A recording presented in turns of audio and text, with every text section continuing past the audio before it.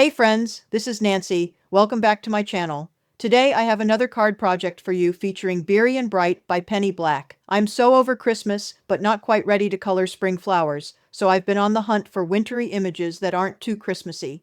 So I colored these adorable bears and added a friendship-themed sentiment. I've been channeling my inner Jill Foster, following her lead to create simple ink-blended backgrounds for my cards. You'll see in a moment that my new favorite red combination uses earth tones for the underpainting. I decided to color the bears using those same earth-toned markers to help pull the color scheme together. I had a little bit of trouble blending the markers on the smaller bears, so I used tip-to-tip blending to help ease the blend between E07 and E11. I'm going to turn on a little music, and I'll be back when the coloring is complete.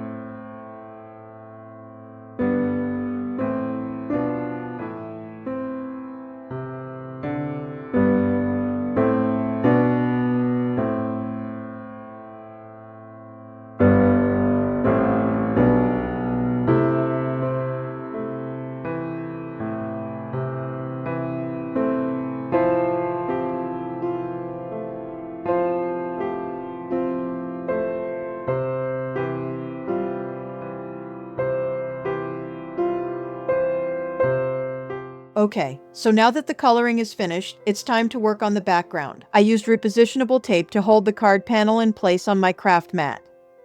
I used one of the rectangular stencils in the background stencil set by Penny Black to mask off the edges of the focal area. Then I used mint low tack tape to hold the stencil in place so it wouldn't shift. For the background, I'm using Distress ink in Salty Ocean, and I'm using a domed foam blender to apply the ink, tapping off excess ink on the margins of the stencil.